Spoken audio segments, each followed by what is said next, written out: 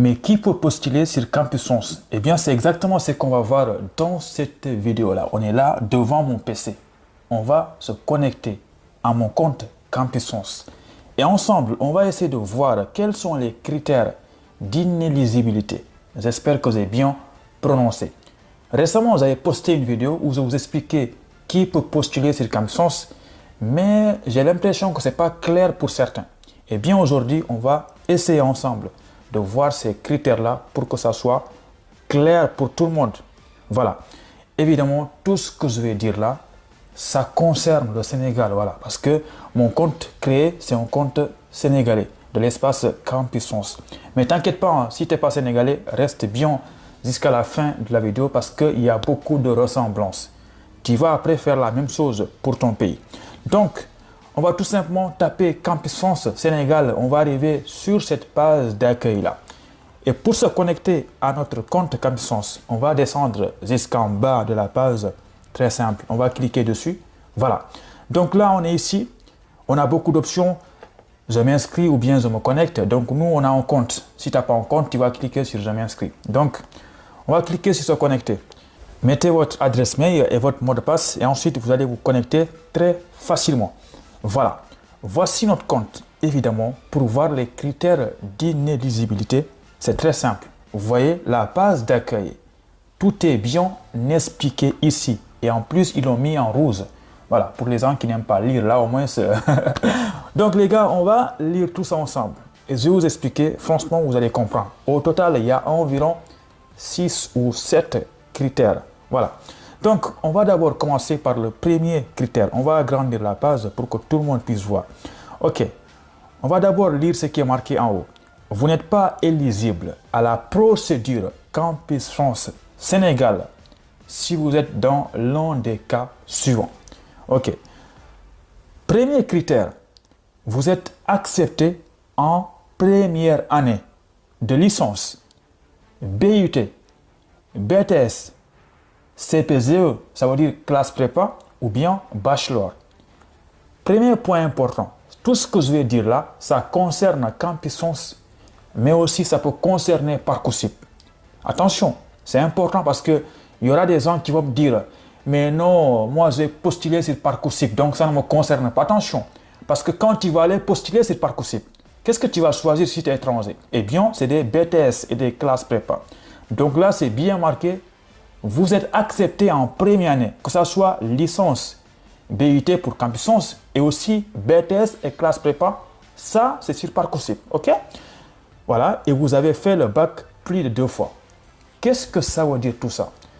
Mon gars, ça veut dire tout simplement que si aujourd'hui, tu postules sur Campus France en première année et que tu es accepté en L1 et tu as passé le bac plus de 2 fois, je dis bien plus de 2 fois, eh bien, tu n'es pas concerné par la procédure Campus France.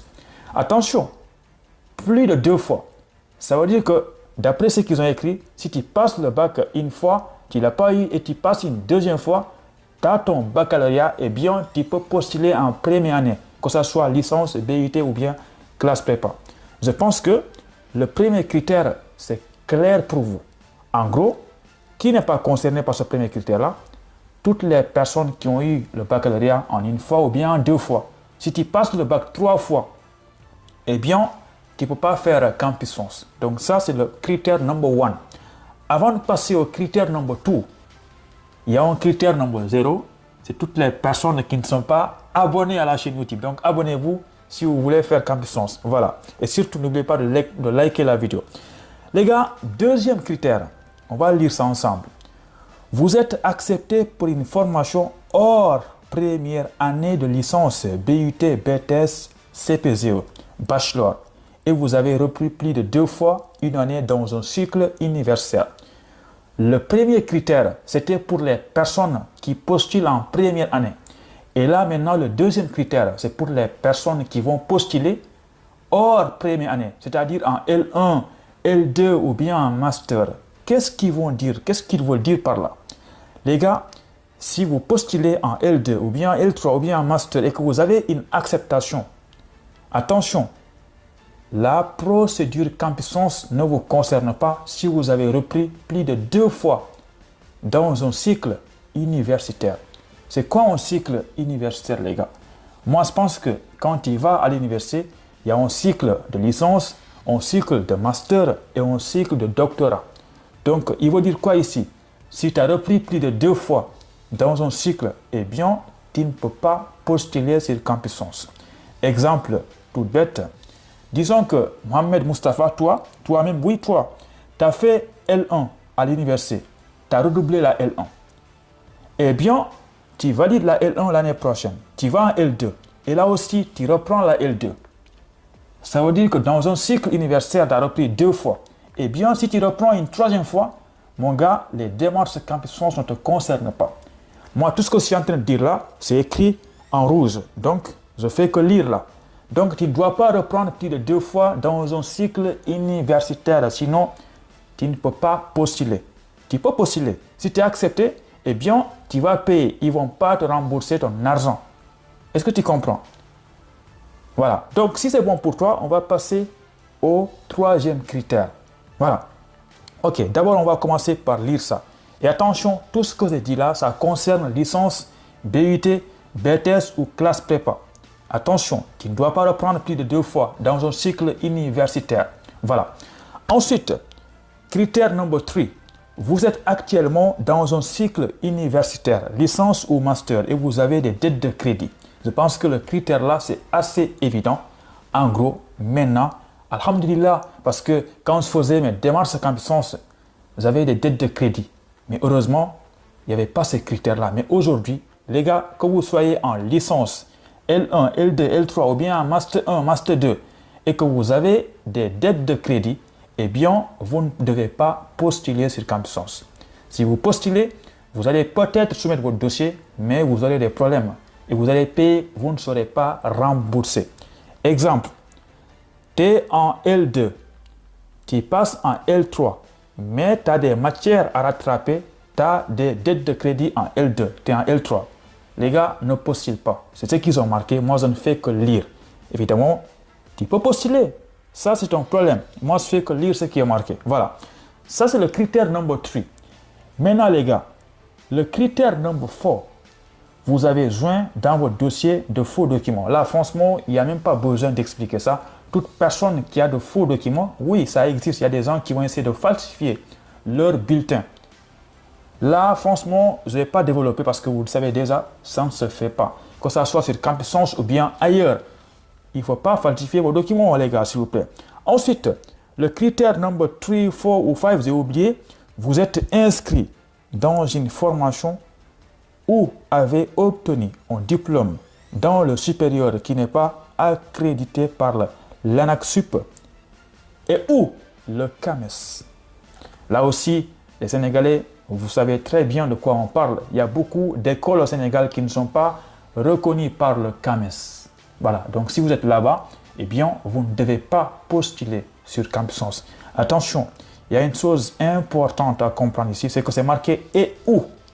Et où. Et où. D'après le français que j'ai compris, l'école ou la formation ou le diplôme doit être reconnu par les deux en fait. Voilà. Donc s'il y a des francophones ici, n'hésitez pas à me corriger dans les commentaires. Donc, un autre critère qui ne concerne pas beaucoup d'étudiants ici, attention, ne quittez pas la vidéo parce qu'il y a des choses importantes qui arrivent en bas de la vidéo. Vous n'êtes pas de nationalité sénégalaise et n'avez pas validé au moins une année d'études ou n'avez pas une activité professionnelle supérieure à 1 an. Au Sénégal, il y a beaucoup d'étudiants étrangers qui viennent au Sénégal pour étudier. Que ce soit des Comoriens, des Tchadiens, il y en a beaucoup en fait. Des Marocains, tout, il y en a beaucoup. Dédicace à vous tous. Merci beaucoup parce que vous avez beaucoup d'amis Tchadiens au Sénégal et Comoriens. Voilà. Donc, si vous êtes au Sénégal et que vous n'avez pas validé une année ou bien que vous travaillez, vous n'avez pas encore resté au Sénégal pendant plus d'1 an, eh bien, vous ne devez pas postuler sur Campussens parce que vous n'êtes pas concerné.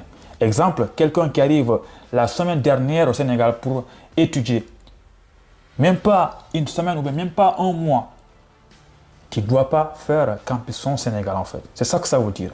Je pense que c'est bien lire les choses correctement et que je ne me suis pas trompé. Si c'est le cas, corrigez-moi dans les commentaires. Voilà. Ok, les gars, maintenant, qu'est-ce qui est marqué là? Attention, si vous êtes dans l'un des cas mentionnés, vous ne devez pas entamer la procédure. Ne soumettez pas le dossier et n'effectuez pas de paiement. Ils l'ont dit. Donc, Moustapha, toi, voilà, moi j'ai fait mon boulot, j'ai lu les choses. Je n'aime pas lire, mais j'ai fait un effort pour lire pour toi. Tu as bien compris tout ce qu'ils ont dit. Si tu payes et que tu as des problèmes, que tu ne respectes pas les critères et qu'on ne te rembourse pas ton argent, c'est ton problème. Voilà. Ensuite, une chose importante que je voulais vous dire dans cette vidéo-là, c'est quand on descend. Là, c'est marqué date à retenir. Mais franchement, pour le moment, ça c'est pour l'année dernière. Ça ne vous concerne pas pour l'instant. Mais quand on descend, il y a une partie où c'est marqué accompagnement. Et accompagnement, là, c'est marqué beaucoup de choses. Mais moi, c'est ça qui m'intéresse. La partie outils d'auto-évaluation. J'évalue mon projet. J'avais fait une vidéo récemment où je vous explique comment évaluer votre projet avant de vous lancer sur Campus France. Eh bien, c'est très simple. Vous allez ouvrir ce lien-là. Eh bien, ils vont vous amener ici. Là, vous allez tout simplement, on va fermer d'abord la page là. Vous allez cliquer sur débutant, outils d'auto-évaluation. Vous allez cliquer là et vous allez cliquer sur débutant. Vous évaluez votre projet. Ils vont vous poser beaucoup de questions sur votre projet de venir en France. Et là, franchement, je ne vais pas en dire plus. Si vous avez envie d'avoir plus de détails, regardez ma vidéo sur le sujet. Voilà. Donc les gars, voici les critères d'inéligibilité. Voilà, évidemment, ça diffère en fonction des pays. Mais vous aussi, si vous êtes au Burkina ou bien au Gabon ou bien au Maroc, rendez-vous sur la page d'accueil. Vous allez voir normalement tous les critères d'inéligibilité. Attends, j'arrête là parce que là,